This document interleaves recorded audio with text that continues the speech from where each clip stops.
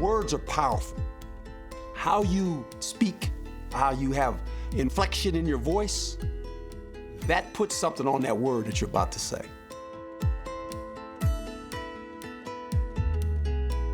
No one turns a phrase quite like Herman Edwards. He's passionate, and that's what I loved about Herm.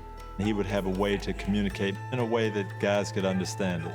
When you get a chance, man, finish the deal. Just go make the play. Coach Edwards' Hermanism, the newest one for me is leave it on the grass. When you walk into that stadium, you leave it on the grass. That's your resume. You write your resume every day. At right corner from San Diego State, number 46, Herm Edwards. Edwards began writing his NFL resume in 1977 as an undrafted free agent with Philadelphia. I can remember the first day of practice, I'm sizing up all the defensive backs. I'm betting all these guys. John Outlaw, the veteran corner, we became really good friends. And I said, John, how many DBs do they keep? And he said, well, Rook, they can keep 8. I looked at him, I didn't even blink. I said, who's the other 7? He backed up his boast. Edwards started every game and led all rookies with 6 interceptions. The first one,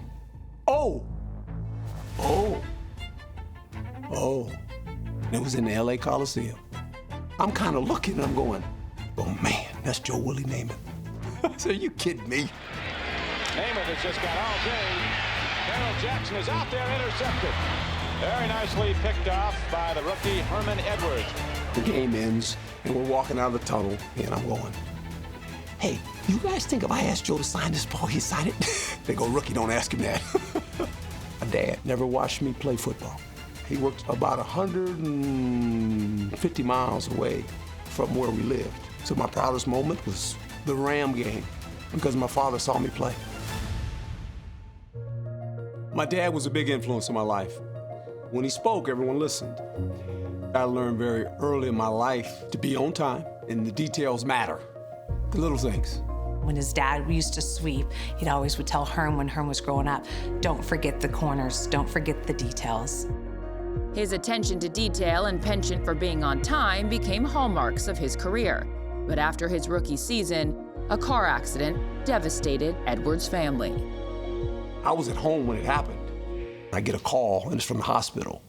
And I go to the hospital, and he's laying in there, and I talk to the doctor, and I said, can I see my dad? He says, yeah, you can go in there. So I go in there, and we have this conversation. He says, hey, you okay? I said, yeah. He says, make sure your mom and your sister are okay. I said, okay.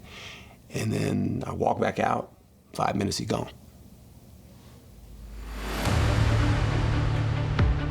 Edwards leaned on his father's lessons when he made one of the NFL's most miraculous plays. The Giants took this lead, and they had the ball at the end, right? And we're thinking they're going to take a knee. Under 30 seconds left in the game. From here on in, Pizarczyk can just fall on the football, and there is nothing the Eagles can do. And Pizarczyk fumbles the football. It's picked up by Herman Edwards. 15, 10, 5, touchdown Eagles. I don't believe it. I don't believe it. It goes back to what my dad taught. The details.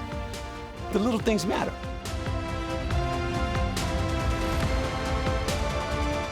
The miracle at the Meadowlands was a springboard, launching the Eagles into the postseason for the first time since the 1960 championship.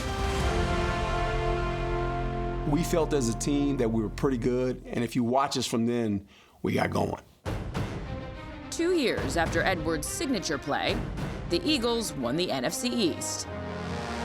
Good afternoon, everyone, on this bitter cold January the 3rd as the Eagles get set to go against the Minnesota Vikings in the NFC semifinals. The Eagles are coming into this game after a few days in Tampa, Florida, where they were relaxed, they were refreshed. We're down early in this game. So I can remember being in the locker room with the guys, and I'm like, come on, guys, we're okay. You know, I said, you know, if we win this game, we get to go back to Tampa and practice. I made it up. And then the second half, we went on a roll. Edwards matched his gift of gab with his gift of grab. Throws picked off by Herman Edwards. The second interception. He knows how to play people and their personalities, and he is super at it. The Eagles overwhelmed the Cowboys to reach the franchise's first Super Bowl. God bless you, baby. We gonna go, man. We going, man. Woo! I can remember going down there that week. We beat the Raiders on Thursday and Friday. It wasn't even close. But the problem is we played them on Sunday. And early in the game, that game flipped, boy. And when Herm Edwards gambled, he came up snake eyes. Didn't turn out real good. You're 60 minutes away from winning a World's Championship, and it didn't happen. Never got to pull the brass ring of winning one, right? Edwards played 6 more seasons in the NFL, 5 of them with Philadelphia. In for a touchdown goes Herman Edwards. That's a name that Giant fans will always remember. My claim to fame is real simple. In high school, college, and in pro football, I never missed a practice, I never missed a start.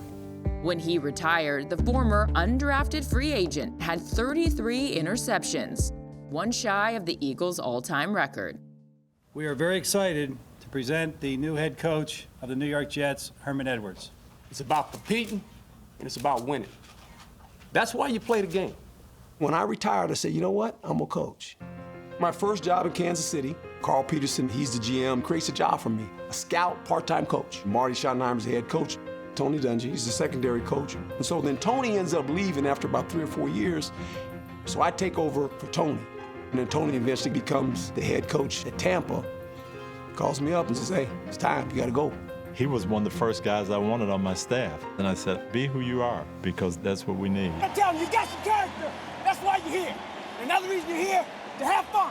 Herm be a good head coach. Herm be a good head coach. There is Herman Edwards in his first season as a head coach.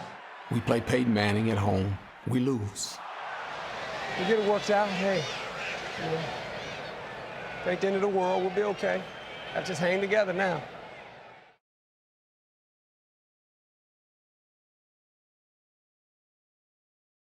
We're supposed to play the Raiders. We went out on the field, and I could just tell, there is no way these guys are ready to play.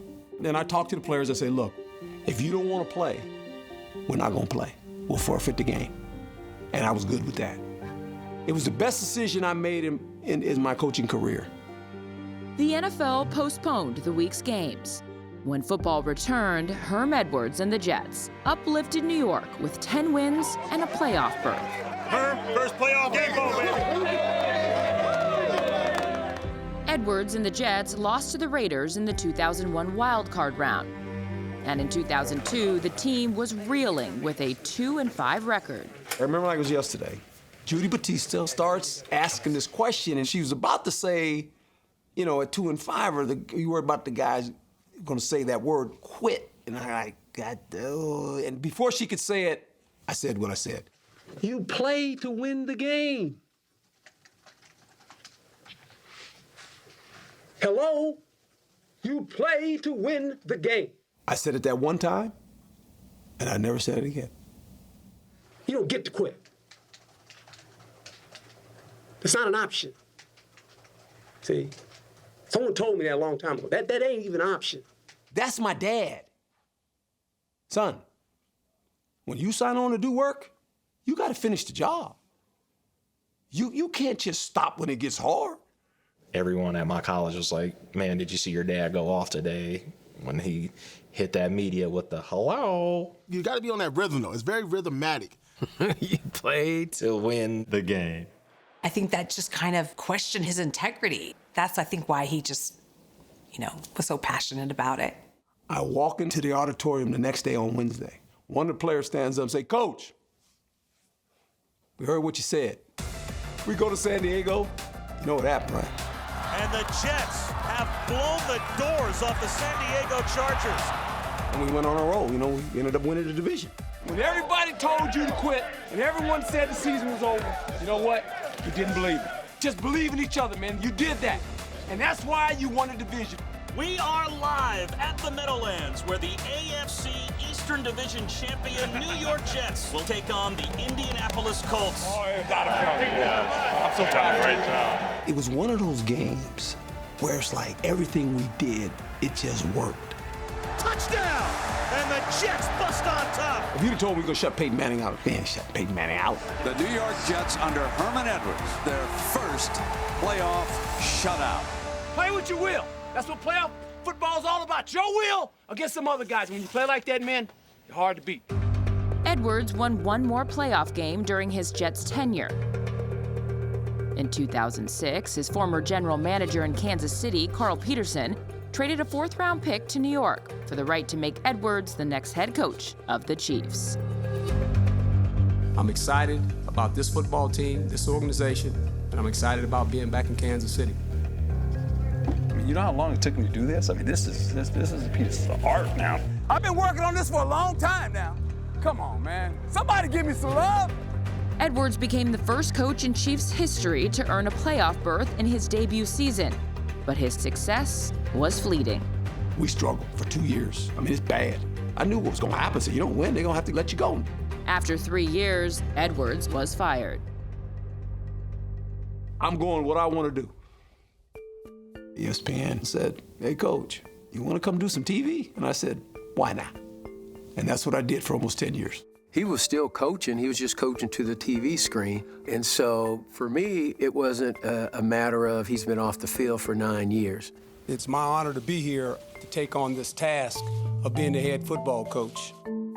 I'm on the train, and I'm gonna ride it. And some people will say, well, you know, you haven't coached in 9 years. You don't forget how to coach. Football ignites my soul. Play with passion, leave your emotion in the building. And play for them young 17 seniors that walked over there and hugged their parents, man. Because one day that's gonna be you. It's about the young people that leave here, those that will follow us. That's your legacy, that's your mark. I was taught that by my father. The most powerful possession you own as a person is your last name. And how you live your life will tell your story. I'm compelled to give back to football because this is all I've ever done. Just leave it on the grass. You never want to look back at your career and say, well, I could have done a little bit. No, no, no, no. You go leave it on the grass. And I think I've always lived my life that way. It's about the game of football and how you make it better for the next generation that follows you. That's the most important thing. I'm indebted to the game of football because it's been so good to me.